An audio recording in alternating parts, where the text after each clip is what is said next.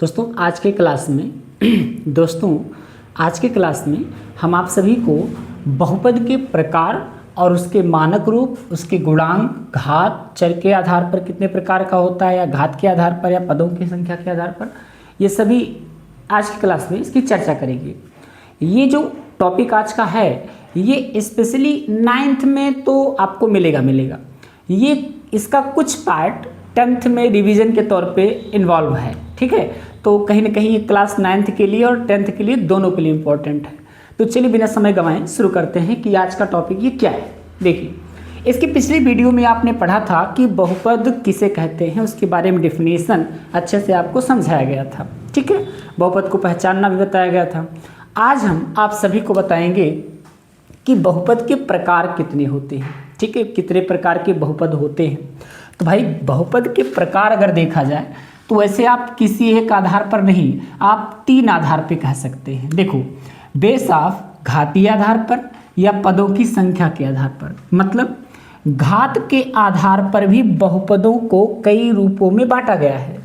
पदों की संख्या के आधार पर भी जो बहुपद हैं उनको कई रूपों में बांटा गया है। तो ऐसे में अगर देखा जाए बहुपद जो होते हैं, अगर उनका डिवाइडेशन हमें जानना है तो ये जो है वैसे तो 2 प्रकार से आपके सामने है, लेकिन एक और भी आधार है इसका, तीसरा, वो है चर के आधार पर। यहाँ जगह नहीं थी इसलिए मैंने यहाँ लिखा है। तो ये कितने आधार पर बांटा गया है? घातीय आधार पर, पदों की संख्या के आधार पर और चर के आधार पर। तो पहले इसको समझते हैं आखिर है क्या ये, ठीक है। देखिएगा, घातीय आधार पर और पदों की संख्या के आधार पर ये जो डिवाइडेशन है, इसको जानने से पहले कुछ बेसिक चीज़ें हैं, अगर वो आप पहले जान लें तो ज़्यादा अच्छा होगा। जैसे मैं आपसे अगर बात करूं कि भाई मेरे बहुपद का जो मानक रूप होता है वो क्या होता है, ठीक है। तो बहुपद का मानक रूप, स्टैंडर्ड फॉर्मेट जो होता है वो क्या होता है, मैं आपको बहुत ही सरल भाव से बता रहा हूँ, ध्यान से देखिए। जैसे मैं एक एग्जाम्पल लिखूँ इस प्रकार से, 2x क्यूब, इस प्रकार से है भाई। देखिएगा, मैं अगर लिखूं 2x cube plus 5x square plus 9x plus 6, ऐसे करके लिखूं, मेरे भाई किसी बहुपद का जो मानक रूप होता है वो होता है उसकी चर की घातों का घटता या बढ़ता क्रम। चर की घातों को अगर आप, जो कि नॉन इंटीजर्स लिखी होंगी, अगर उनको आप किसी घटते क्रम में या बढ़ते क्रम में सेट कर लें, लिख दें, तो वही लिखा रूप कहलाता है बहुपद का मानक रूप। जैसे यहाँ देखिए, यहाँ घात 3 है चर की, यहाँ घात 2 है, यहाँ घात 1 है, 3 2 1, अवरोही क्रम में है, आरोही क्रम में भी हो सकता है। तो घातों का घटता या बढ़ता क्रम अगर लिख दिया जाए तो वो कहलाता है बहुपद का मानक रूप। क्या कहलाता है? बहुपद का मानक रूप। उम्मीद है समझ में आया होगा।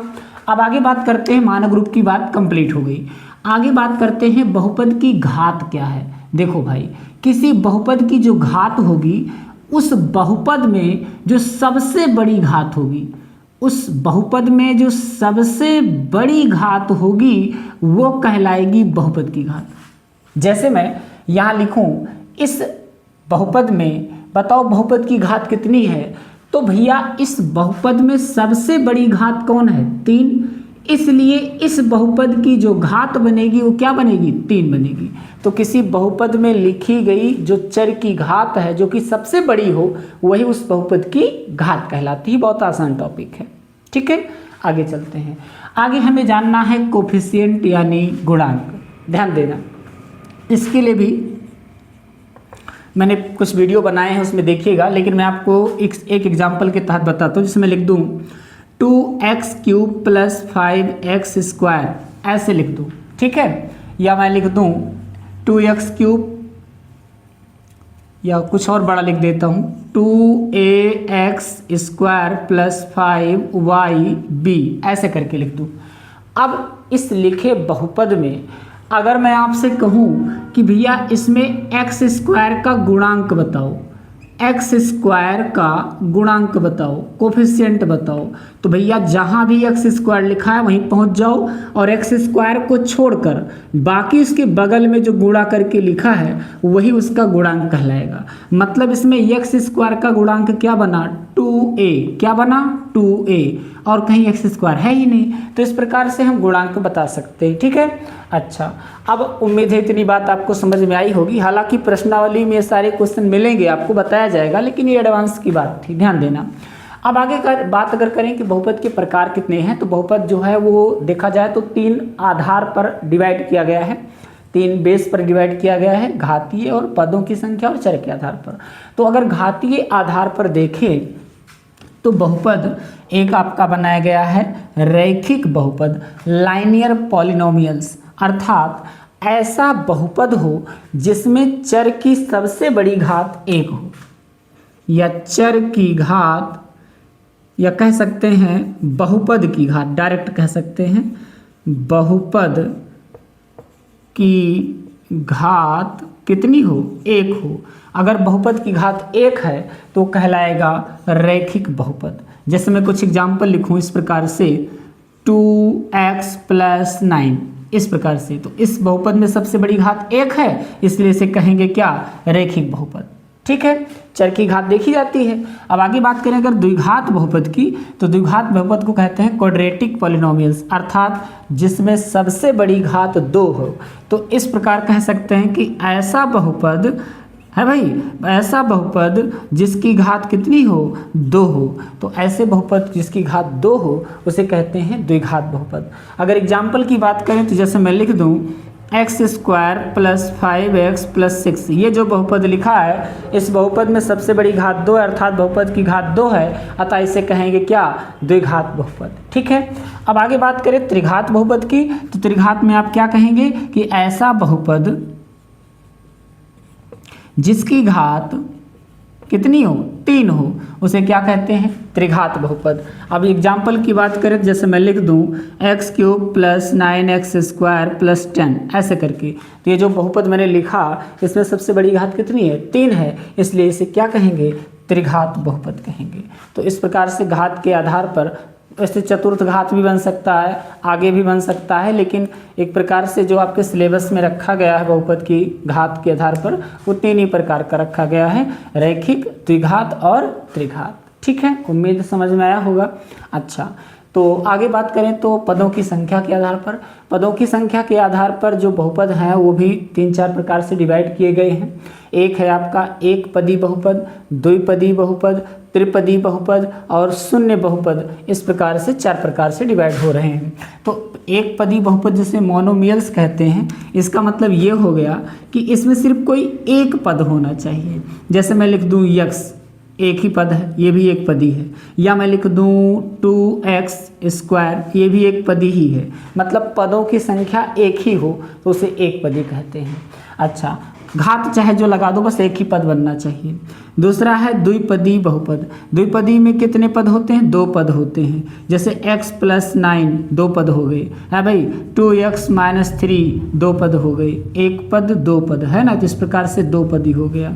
आगे देखें तो त्रिपदी, त्रिपदी में कितने पद होने चाहिए, 3 पद होने चाहिए। जैसे मैं बात करूं ax + y + 9, ऐसे करके। तो यहाँ भी देखो कितने पद हैं, 3 पद हैं, 1 2 3, त्रिपदी हो गया, ट्राइनोमियल्स बोलते हैं। और आपका शून्य बहुपद जिसे 0 पॉलिनोमियल्स बोलते हैं, इसका मतलब ये सिर्फ स्पेशली शून्य के लिए है। जैसे आप शून्य लिख दो तो शून्य भी एक प्रकार का बहुपद माना जाता है। ठीक है, तो इस प्रकार से ध्यान देना, ये आपका बेस ऑफ देखा जाए तो बहुपदों के प्रकार के हिसाब से 2 प्रकार मैंने बता दिया। तीसरा यहाँ जगह नहीं थी, यहाँ मैं लिख रहा हूँ तीसरा आपका। ठीक है, एक है आपका तीसरा कि चर के आधार पर। चर के आधार पर कौन कौन से हो सकते हैं भाई, अगर मैं चर के आधार पर बात करूँ तो कौन कौन सा हो सकता है, एक चर, ध्यान देना मैं लिख रहा हूँ कौन कौन, एक चर वाले। ठीक है, और एक अगला बन सकता है 2 चर वाले, 2 चर वाले। ठीक है, और एक तीसरा बन सकता है 3 चर वाले, बहुत ज़्यादा डिवाइडेशन है इसका, बहुत ज़्यादा कैटेगरी है इसकी। तो मैं अगर एक चर वाले बहुपद की बात करूं तो मतलब एक ही चर होना चाहिए, जितने बहुपद लिखे हों वो एक ही चर वाले हो, एक ही चर होना चाहिए। जैसे मैं बात करूं 2x प्लस है ना 9, यहाँ पर देखो है तो दो पद ही, लेकिन इसमें एक ही चर है तो एक चर वाले हो गए।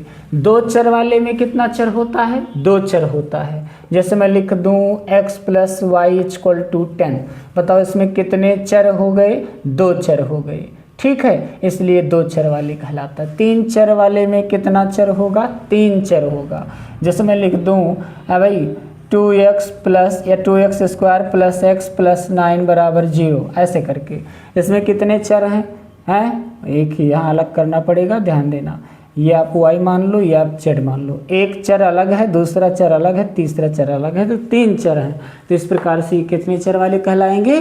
3 चर कहलाएंगे। तो इस प्रकार से आपने देखा कि अगर बहुपदों का प्रकार डिवाइड किया जाए तो 3 प्रकार से वैसे डिवाइड किया जाता है, एक घातीय आधार पर, एक पदों की संख्या के आधार पर, और एक आपका क्या, चर के आधार पर।